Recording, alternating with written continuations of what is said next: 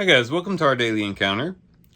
We've noted in a previous devotion that one of the themes in the book of Ezekiel is personal responsibility. That one of the objections that the people were making to Ezekiel, and somewhat of a proverb that they were saying, was that the fathers have eaten sour grapes and the children's teeth are set on edge. In other words, a lot of the exiles that Ezekiel was around were saying that, well, we're only suffering because of what our fathers did. And they weren't taking personal responsibility for what they had done. And so there's a big emphasis in the book of Ezekiel that, each person is responsible for how they respond to God. However, in chapter 20, we can see that that doesn't mean that one generation can't affect another.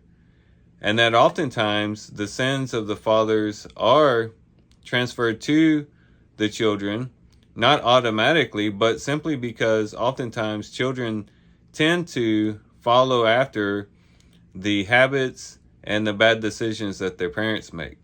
And this is commonly called generational sins. These are sins that are repeated generation after generation. And we see this all the time, even in our day and age.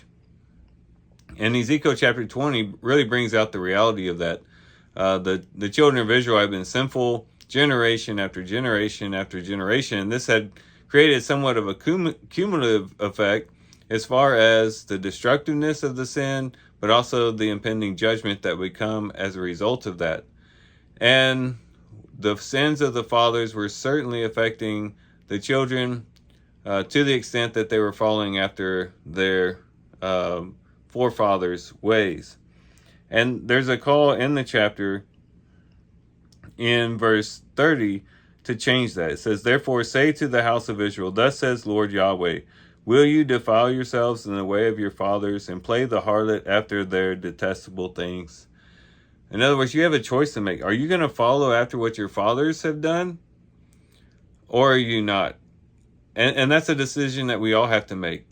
As we have grown up, perhaps under our parents or maybe other guardians that looked over us, we might have just grown up in a particular environment where there were just certain things that were understood as were acceptable.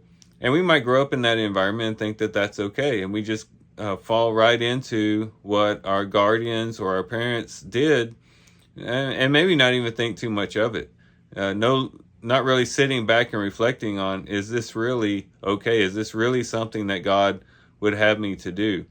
And I think Ezekiel 20 is a good warning for us to say, you know what, just because our parents did it, and we might think, well, they seem to get away pretty well with it, so I can too. Even though we would look at our parents or our guardians and see them doing particular things, it doesn't mean that those particular things were correct. And it's important for every generation that rises up to, yes, implement the good things that their guardians, their parents had in place in their lives, and to try to emulate the good examples that they see in them, but also to be able to parse out the bad examples that they had given for their children, and to be able to understand that, our parents and our guardians are fallible, just like we're fallible, and they make mistakes and they get things wrong.